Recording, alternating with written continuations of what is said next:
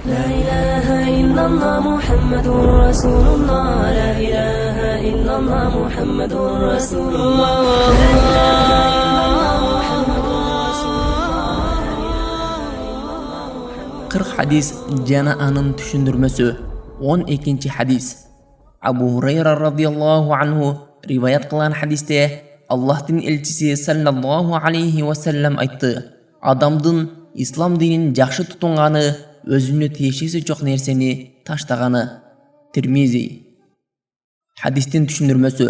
Hadistegi ağa teşhisi çok nerseni taştağanı degen sözdün manisi başkalardın jaşoosuna jana işlerini kiygilişpөө, özünü teşhisi bolbogon nerseler tuuralуу suroodon karmanуу, özünü teşhisi çok nerselerdi karoodon közün, угуудан кулагын тыюу жана ошондой эле динине жана жашоосуна пайда алып келбеген бардык нерселерден өзүн алыс тутуу жана башкалар. Анткени бул иштердин ага эч кандай тиешеси жок. Адамдын ушул иштерден алыс болгону анын дининин толуктугунан кабар берет. Бул сөз пайгамбарыбыздын башка хадисинде кимде ким Аллахка жана акырет күнүнө ыйман келтирсе, анда ал жакшы сөз сүйлөсүн, же болбосо un чукпасын деп айткан сөзү сыяктуу хадистен алынган пайдалар. Биринчиси, ислам дини адамды жакшылыкка үндөгөн бардык асыл сыпаттарды өзүнө камтыган дин. Исламдагы бардык асыл сыпаттар Аллахтын мына ушул эки сөзүндө камтылган. Инналлаха я'муру бил адли вал ихсан. Чындыгында Аллах адилеттүүлүккө жана жакшылык кылууга буйруйт. Экинчи пайдасы, адам өзүнө тиешеси жок иштерге кийгилишпегени анын исламды толук тутунганынын белгилеринен болуп саналат. Үчүнчүсү, кимде ким өзүнө тиешеси жок иштерге кийгилише берсе, жана өзүнө тиешеси жок сөздөрдү сүйлөгөн болсо, анда бул анын ыйманынын алсыздыгын жана динди начар тутунгандыгынын белгиси болот. Төртүнчү пайдасы, эгерде адам өзүнө тиешеси жок иштерге ашыкча кийгилише берген болсо, анда ал өзүн өзү ашыкча чарчатат, балким күнөөгө да батышы мүмкүн. Бирок бул маселеде кээ бир адамдарда мындай суроо жаралышы мүмкүн.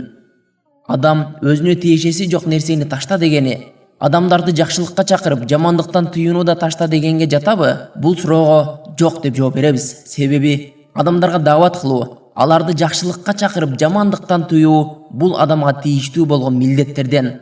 Аллах Таала ыйык Куранда айтты: силердин араңардан жакшылыкка үндөгөн жана жакшылык иштерге буйруп, жамандык иштерден тыйган бир топ болсун.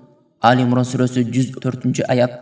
Мисалы, бир адамдын күнөө иш кылып жатканын көрүп, ага бул кылганың туура эмес, бул күнөө деп айтсаң, ал сага бул сенин ишиң эмес деп айта турган болсо, анда анын бул айткан сөзү шариятта эч кандай кабыл кылынбайт. Анткени жакшылыкка чакырып, жамандыктан тыюу мусулман үммөтүнүн баарысына бирдей тийиштүү милдеттерден.